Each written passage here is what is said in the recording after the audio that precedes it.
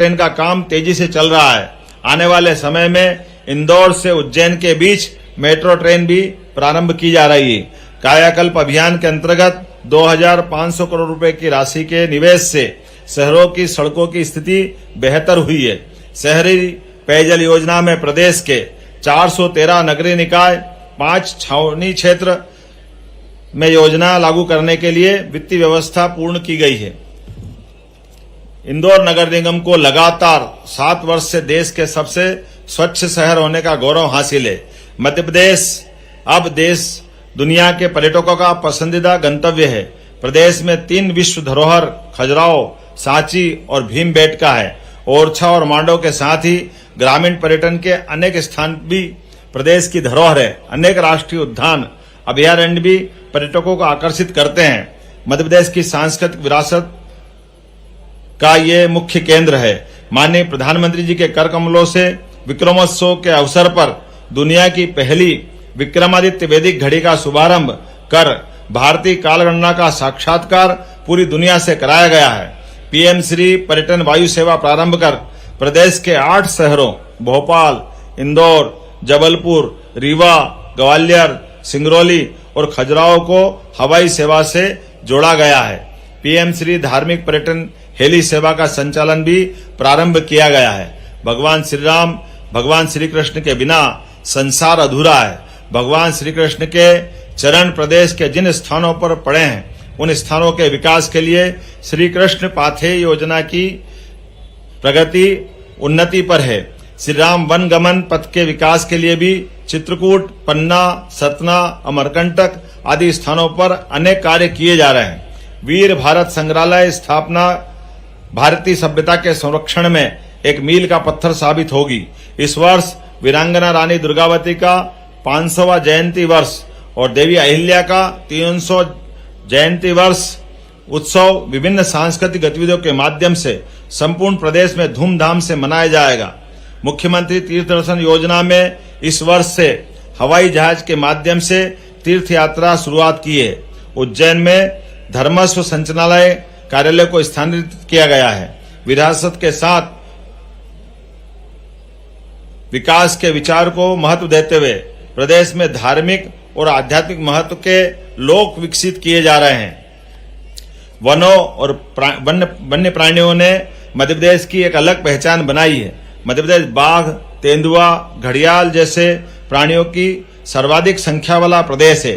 चीता पुनर्स्थापन करने वाला मध्य प्रदेश तो एशिया का एकमात्र स्थान है। प्रदेश में 7 टाइगर रिजर्व विकसित किए गए हैं। रातापानी टाइगर रिजर्व बन जाने के बाद भोपाल देश की एकमात्र टाइगर रिजर्व राजधानी होगी। प्रधानमंत्री जी के एक पेड़ मां के नाम अभियान के अंतर्गत प्रदेश के शहर शहर, गांव गांव में जनता की व्यापक भागीदारी के साथ पौधे लगाए जा रहे हैं। कानून और व्यवस्था की स्थिति को और सुदृढ़ करने के लिए प्रदेश में पुलिस थानों की सीमाओं के पुनर्निर्धारण का ऐतिहासिक कार्य हुआ है। प्रदेश में 627 पुलिस थानों की सीमाएं फिर से तय की गई। इससे 2200 से अधिक गांवों को लाभ मिला है। पुलिस बल के आवासों के लिए बजट में व्यवस्था की गई है।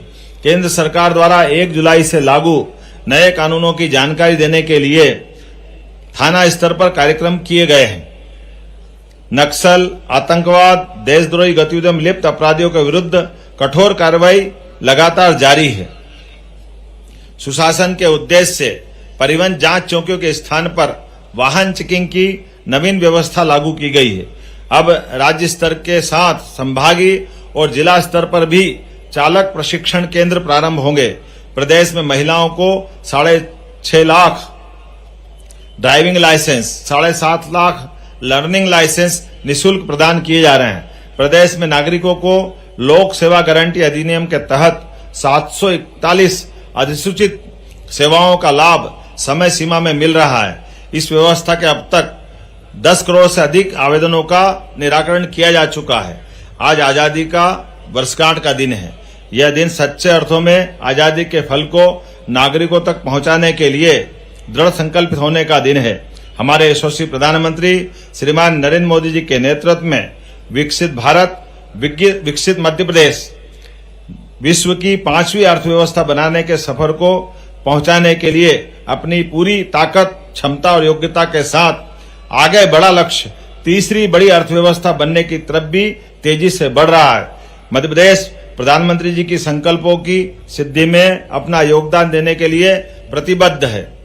मध्य प्रदेश ने पिछले वर्षों में प्रगति विकास की यात्रा में तेजी से कदम बढ़ाए हैं।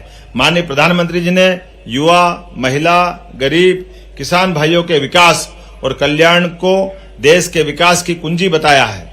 मध्य प्रदेश सरकार माननीय प्रधानमंत्री जी के मंशा के अनुरूप इन वर्गों के कल्याण के लिए युवा शक्ति मिशन, गरीब कल्याण मिशन, नारी सशक्ति मिशन, किसान कल्याण मिशन बनाकर काम करने जा रही है। मुझे विश्वास है हम अपने कर्मठ प्रदेशवासियों की सहभागिता से ऐसा करने में सफल होंगे।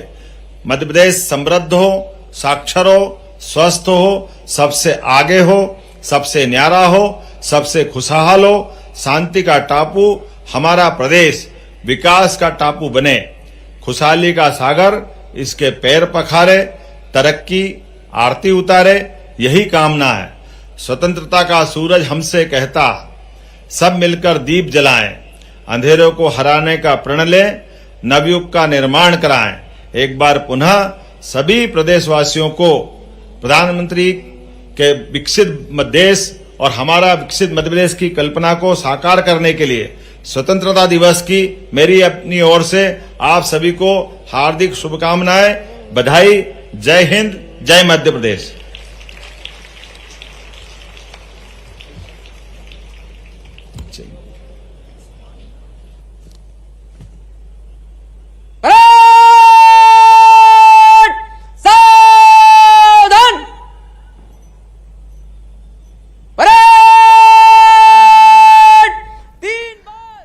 तो मुख्यमंत्री डॉक्टर मोहन यादव को आप सुन रहे थे और उन्होंने कहा कि मध्य प्रदेश भी अब विकास की राह पर है और विकास के कई कार्य मध्य प्रदेश में किए गए हैं। मध्य प्रदेश का जबलपुर हो या ग्वालियर हो, ये तमाम ऐसे शहर हैं जहां की चीजें देश भर में जाती हैं और ऐसे में छात्रवृत्ति दी गई है छात्रों को। साथ ही पीएम जनमन योजना में सड़क का निर्माण किया जा रहा है। एमपी को साफ सुथरा प्रदेश का गौरव दिया गया है। एमपी पर्यटन का केंद्र बन चुका है। यहाँ पर कई पर्यटक आते हैं, भले ही वो महाकाल क्यों ना जाएं, उज्जैन दर्शन करने के लिए दुनिया से लोग आते हैं। लगातार मध्य प्रदेश आगे बढ़ रहा है और जो केंद्र सरकार की योजनाएं हैं उनका असर मध्य प्रदेश में साफ तौर पर देखने को मिलता है।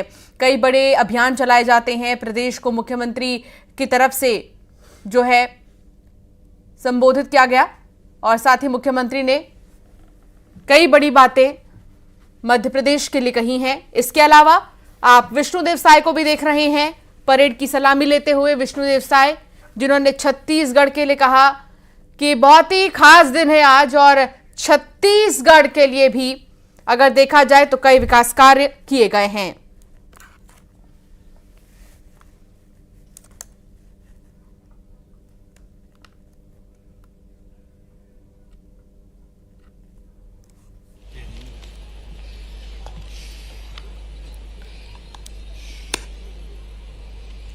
तो पदक अलंकरण समारोह का आयोजन हो रहा है और आप देखिए किस तरीके से यहाँ पर मार्च पास्ट किया जा रहा है।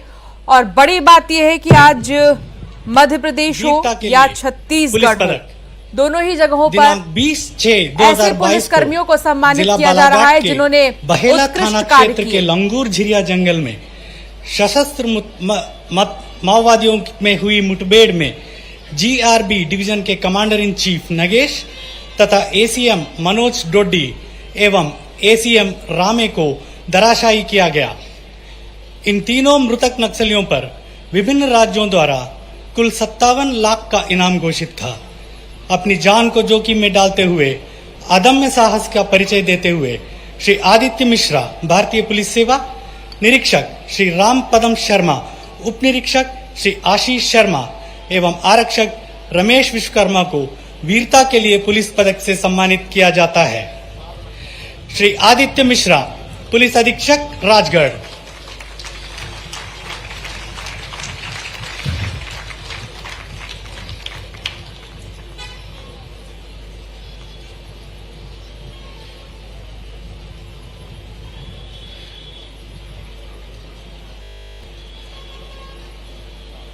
श्री राम पदम शर्मा, निरीक्षक हॉक फोर्स बालाघाट।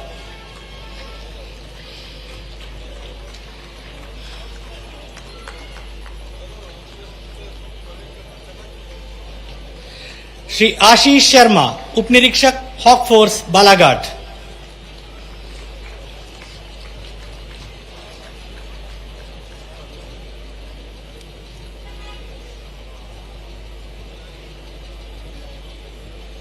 श्री रमेश विश्वकर्मा, आरक्षक हॉक फोर्स बालाघाट।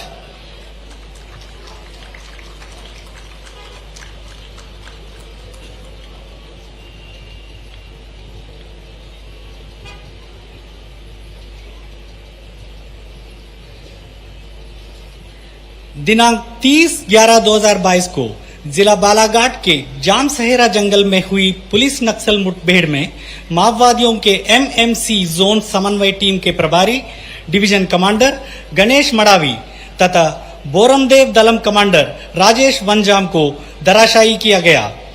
दोनों मृतक नक्सलियों पर कुल 49 लाख का इनाम घोषित था। अपनी जान को जोखिम में डालते हुए अदम्य साहस का परिचय देते हुए निरीक्षक श्री अंशुमन सिंह चौहान, उप निरीक्षक श्री अतुल कुमार शुक्ला एवं उप निरीक्षक मनोज कुमार कापसे को वीरता के लिए पुलिस पदक से सम्मानित किया जाता है। श्री अंशुमन सिंह चौहान, निरीक्षक हॉक फोर्स बालाघाट।